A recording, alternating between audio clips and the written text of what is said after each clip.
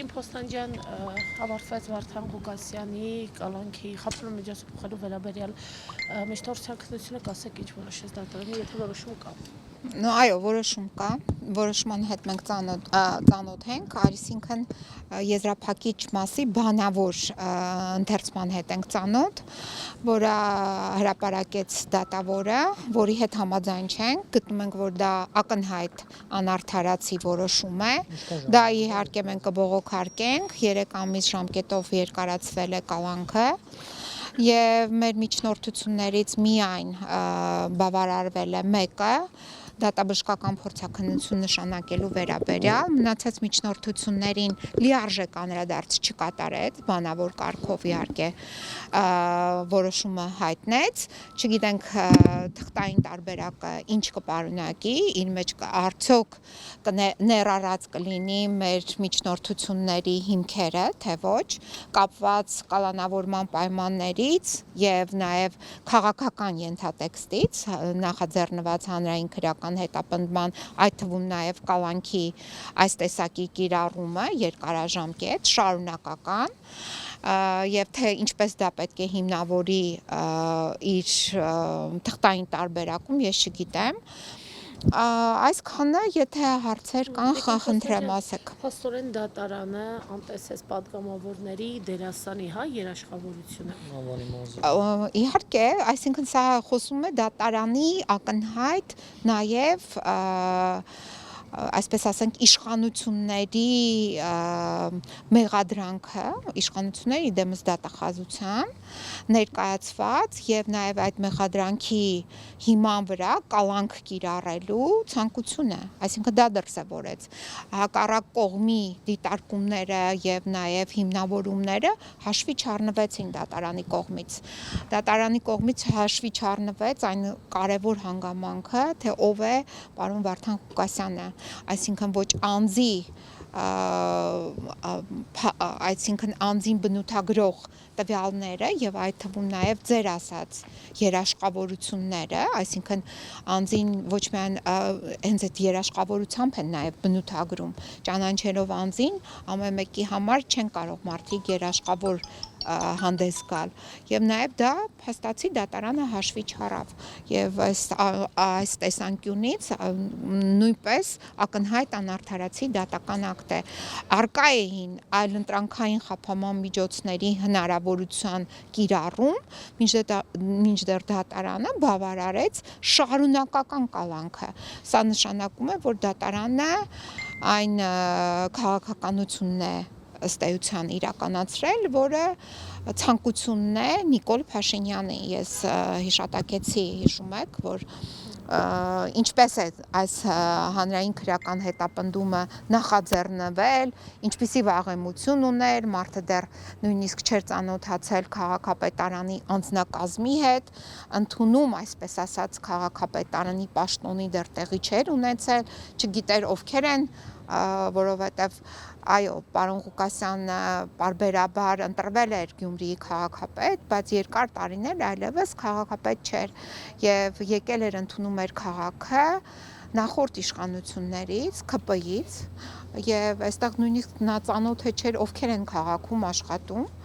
քաղաքապետարանում աշխատում, հետեւաբար այս պայմաններում, երբ արդեն իսկ Անուշավան Աղաջանյանը, ով արդեն իսկ հենց անմիջապես 2 օր անց միջնորդություն է ներկայացնում, որ պետք է նախաձեռնի օպերատիվ հետախուզական համալիր միջոցառումներ, այսինքն մենք այս քաղցկեղի ծնունդը տեսանք այդ փաստաթղթերից եւ իհարկե այս որոշումը մենք կբողոքարկենք, նաեւ բողոքարկել ենք նախորդ որոշումները դեռ ընթացքի մեջ են, հիմա դատաբժշկական փորձաքննության նաեւ արդյունքները մենք կպարզենք, որովհետեւ այն հիվանդությունները, որով տառապում է, այսինքն հիվանդությունները, որը առկա են պարոն Ղուկասյանի մոտ, դրանք մտնում են կառավարության այն ցանկի սահմանված ցանկի մեջ, որը անհամատեղելի է կալանքի հետ։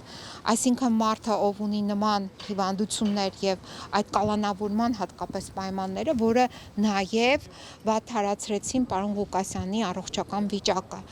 15 քառակուսի մետր խուց, որտեղ պահվում են պարոն Ղուկասյանի հետ չծխող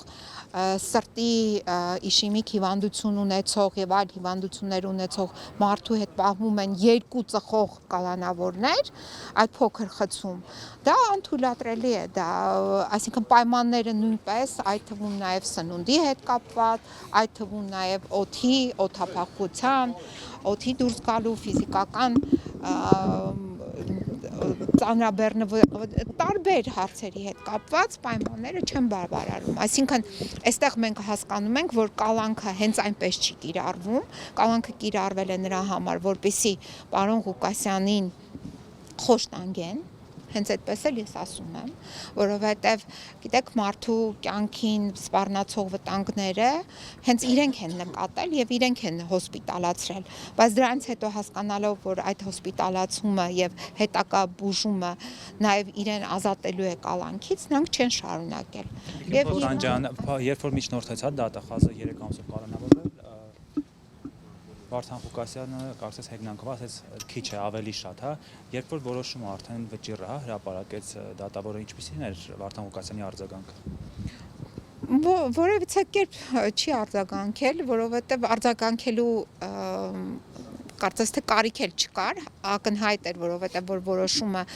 ընթերցում էր բանավոր կարգով, արդեն ինքը հիմնավորում էր, որ ինչու պետք է երկարաձգի կալանքը, այսինքն ակնհայտ էր, որ տրամադրվածությունը ինչպիսին էր, հետևաբար դրանից հետո արձագանքը իհարկե ոչ դրական, բացասական, բնական է, որ ակնհայտ անարդարացի դատական ակտ է, դա բնական է, որովհետև մարդը հասկանում է, որ ինչ է տեղի ունենում եւ այս պայմաններում այլ բաներ չէինք էլ ակնկալելու, այսինքն այս դատարանները, այս դատավորները ինչ կարգով են ընդգրկվել եւ ինչպիսի վախեր ունեն կամ ինչպիսի անկախություն ունեն, մենք դա հասկանում ենք։ Հենց այնպես չէին, չէ, հրապարակում, որ դատավորները վնգստացող են, կա այդպիսի դատավոր, որ ասածը չանի, եւ դատարաններն էին շրջափակում, բացի այդ նաեւ դատարանների նկատմամբ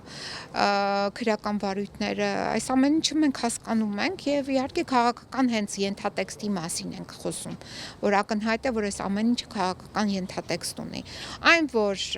նորից եմ ասում, մի օպերլիազոր դեռ դու չես ստանձնել քո պարտականությունները, արդեն գրում է միջնորդություն, որ քեզ պետք է գաղտնա լսեն, գաղտնա տեսաձայնագրեն եւ այլն, եւ դրանից հետո հնչում է հայտարարություն, որ սպառնալիք հայտարարություն, այդ թվում նաև սպառնալիք, որ դուրս ենք շպրտելու այստեղից այնտեղից եւ դրանից հետո նույն այդ ձերբակալության օրը հայտարարություններ խախտելով անմեղության կախավարկածը անմիջապես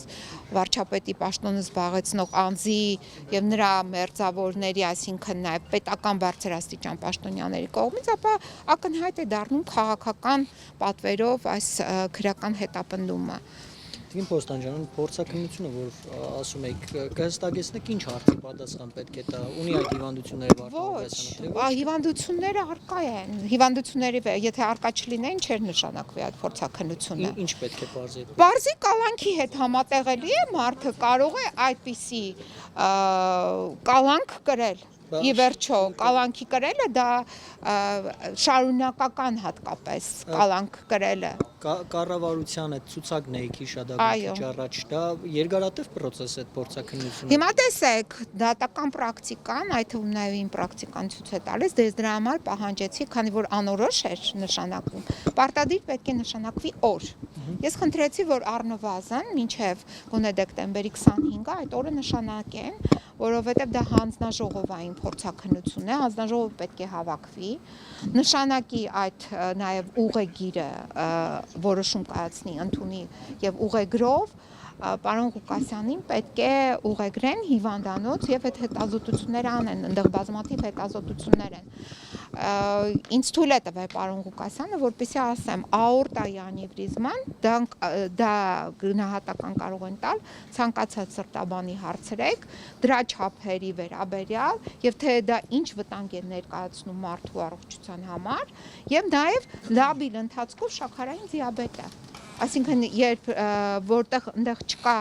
Երևան կենտրոն քրեակատարողական հիմնարկում ոչ սրտաբան, ոչ էնդոկրինոլոգ եւ պարոն Ղուկասյանը անձամբ նույնիսկ երբ ինքը ես իր հետ մենք հանդիպում ենք ունեցել, այդ ժամանակ իր առողջական վիճակը կտրուկ վատացել է եւ այդ շաքարային դիաբետի չափերը